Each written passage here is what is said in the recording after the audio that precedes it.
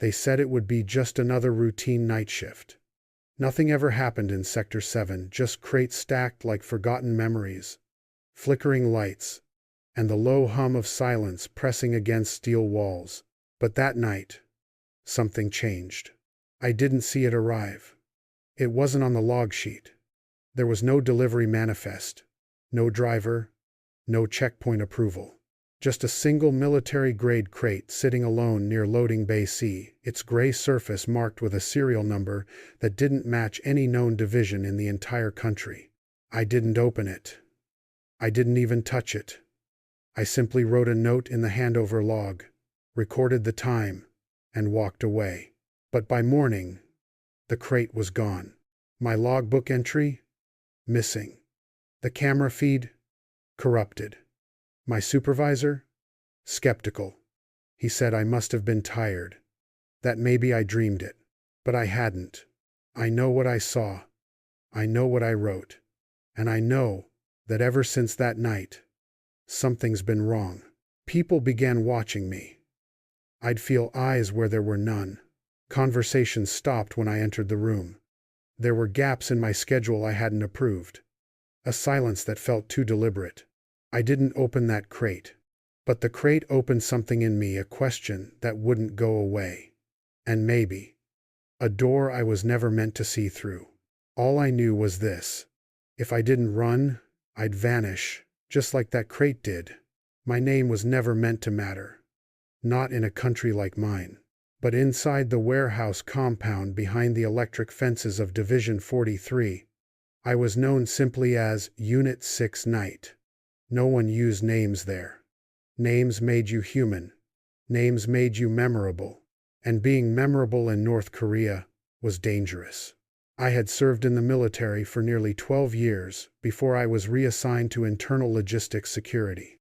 Most people thought that was a demotion. For me, it was a quiet blessing. I didn't have to carry a rifle anymore. Just a clipboard, a clock, and silence. The warehouse was located on the outskirts of a restricted military zone near the northern border. It wasn't a place for civilian goods. Everything inside came stamped with red ink and coded designations.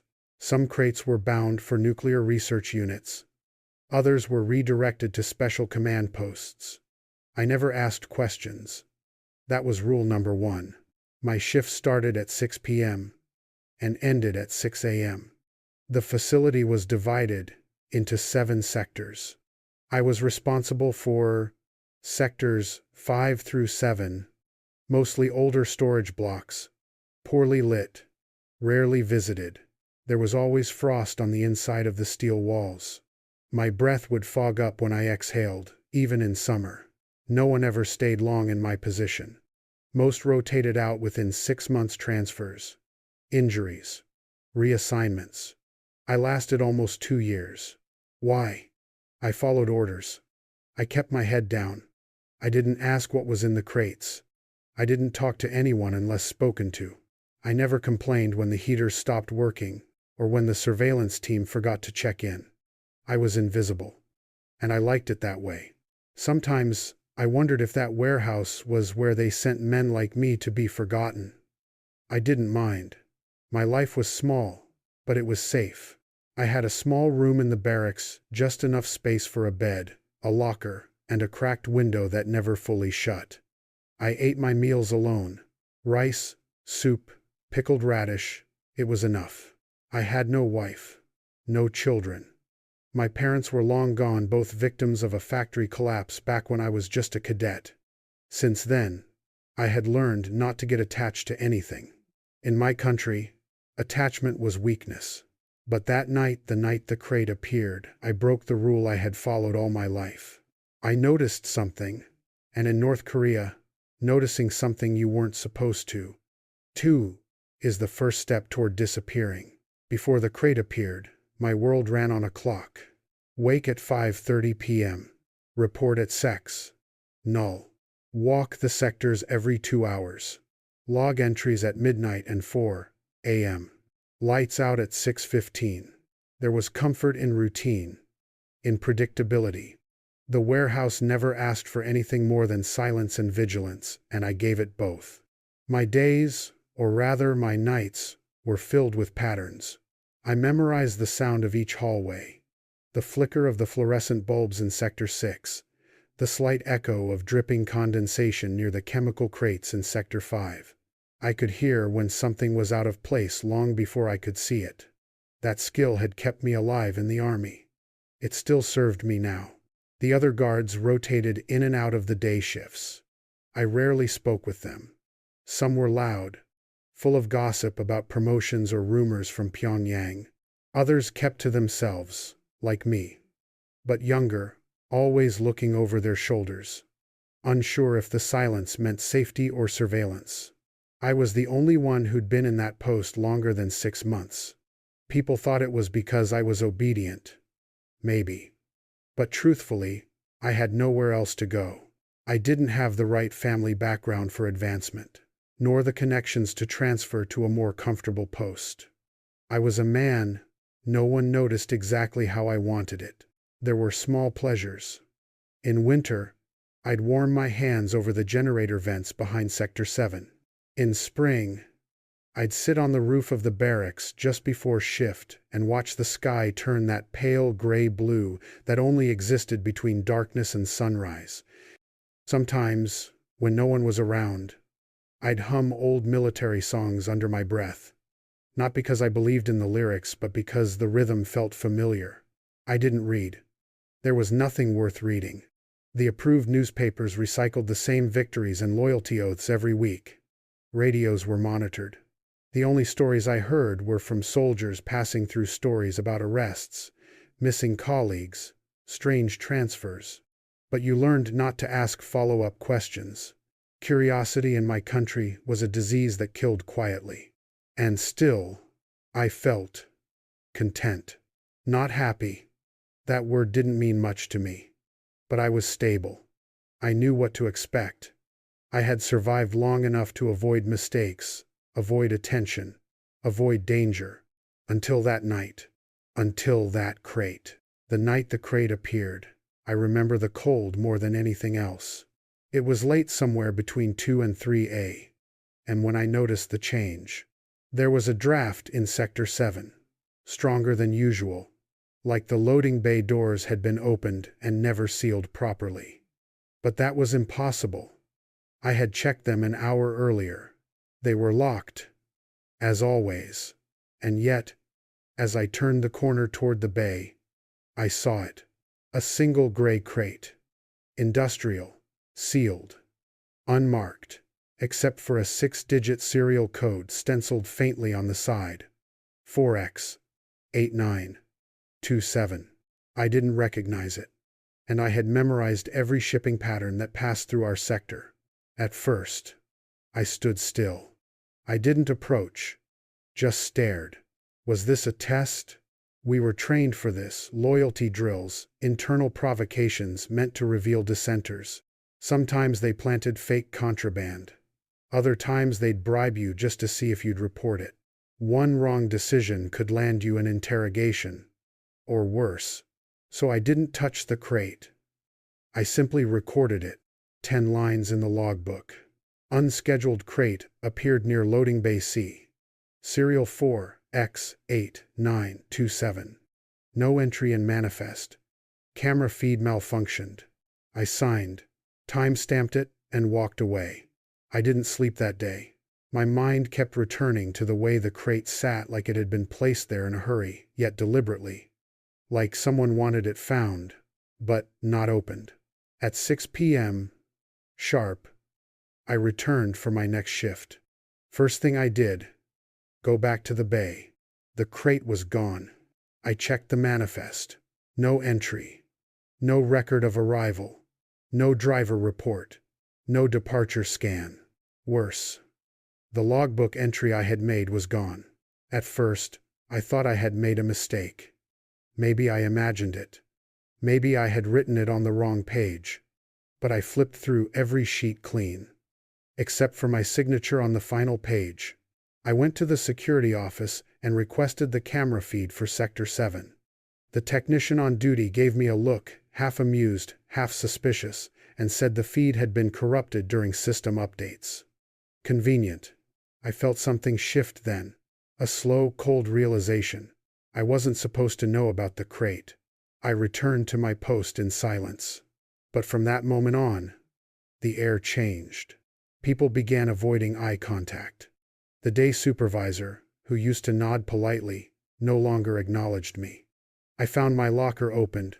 One evening, nothing stolen, just disturbed. Rearranged. Then, 3 nights later, during my routine patrol, 2 men I didn't recognize appeared near the south corridor. No uniforms, no insignia.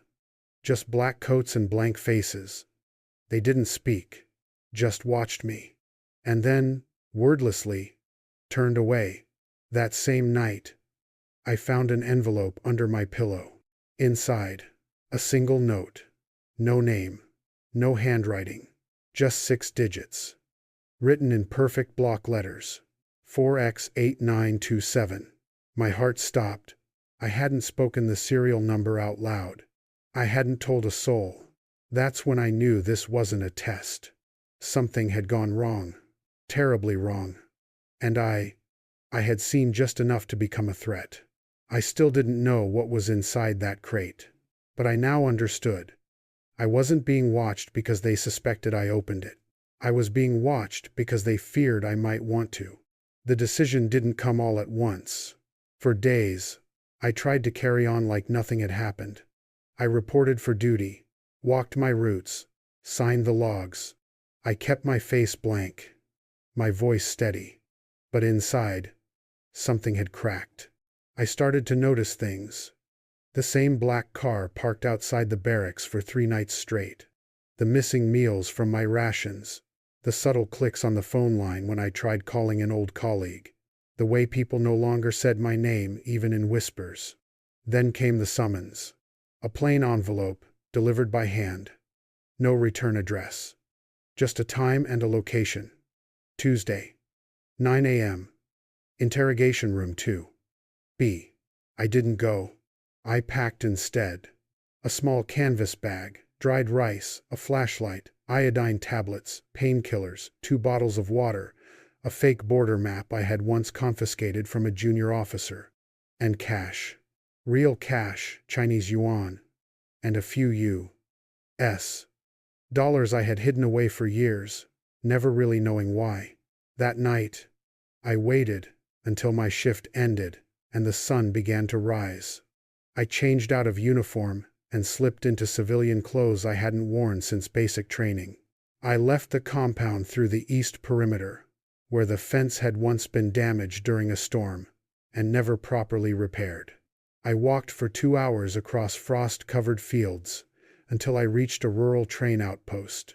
From there, I paid a freight conductor under the table to ride in the cargo section of a northbound supply train. No questions asked. The train took me as far as Hyson, a border city near the Yalu River. I stayed hidden in a storage yard for 2 days, eating cold rice with trembling hands, watching for patrols. On the 3rd night, I found him. The man they called Sun Wu.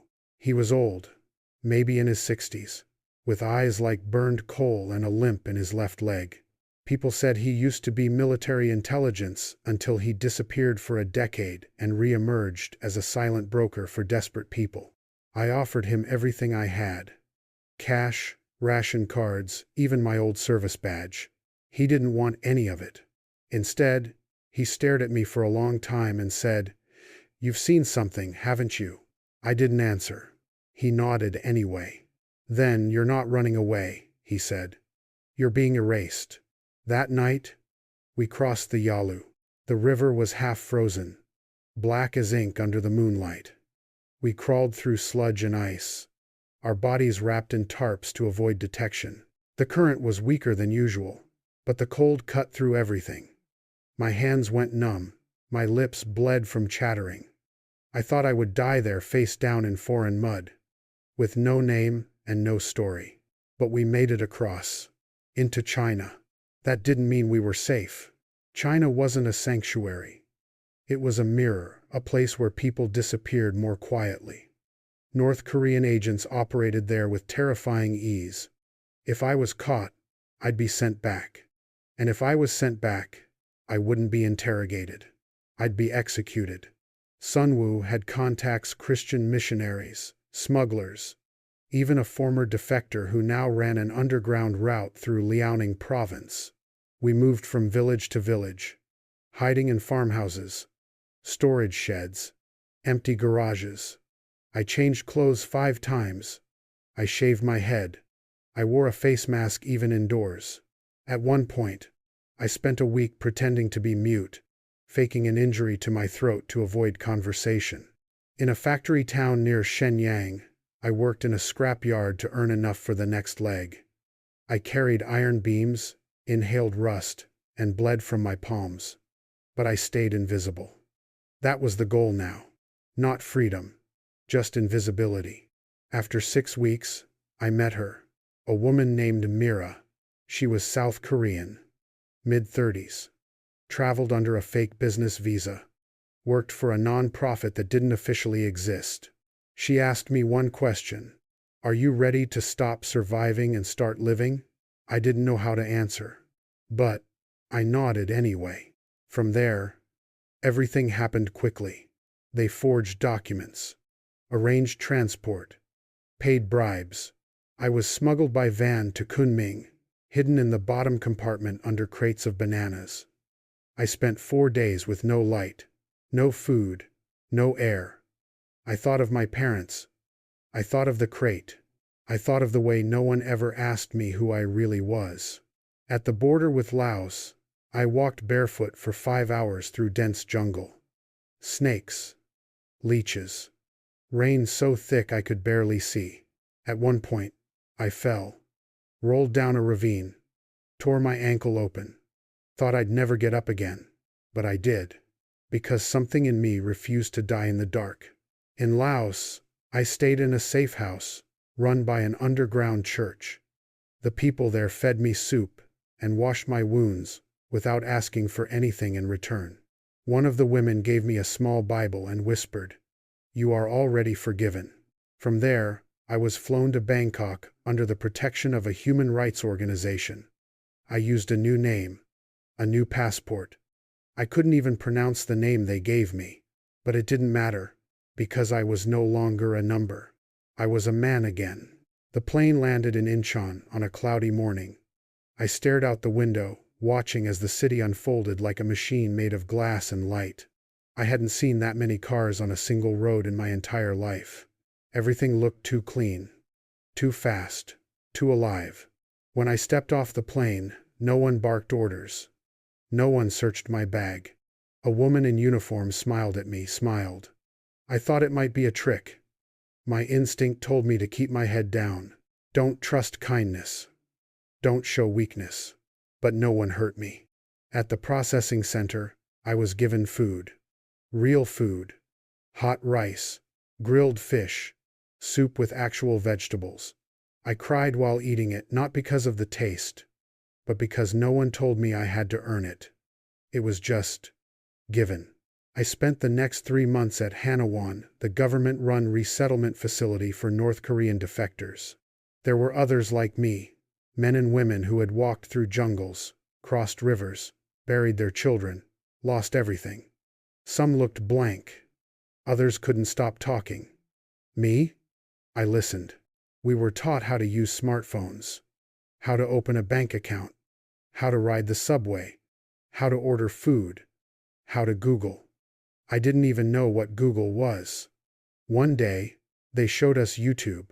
I watched a video of a man skateboarding through a neon-lit street in Seoul. I remember whispering to myself, "This can't be real." But it was. At night, I couldn't sleep. My body no longer trusted silence. The hum of the electric heater reminded me of surveillance cameras. I would wake up thinking someone was standing over me. There were counselors at Hanawon. They told me I had symptoms of PTSD. I laughed at the idea back in the north. That word didn't even exist. We weren't allowed to be traumatized. We were just expected to keep moving. One counselor asked me, "What do you want to do with your life now?" I said nothing for a long time. because I didn't know how to answer a question that no one had ever asked me before. In the weeks that followed, I began to write. Not stories, just memories. Lists, details. I wrote everything I remembered about that crate. Its shape, its label, the way the air changed around it. I wrote the serial number over and over again. 4X8927. 4X8927. 4X8927.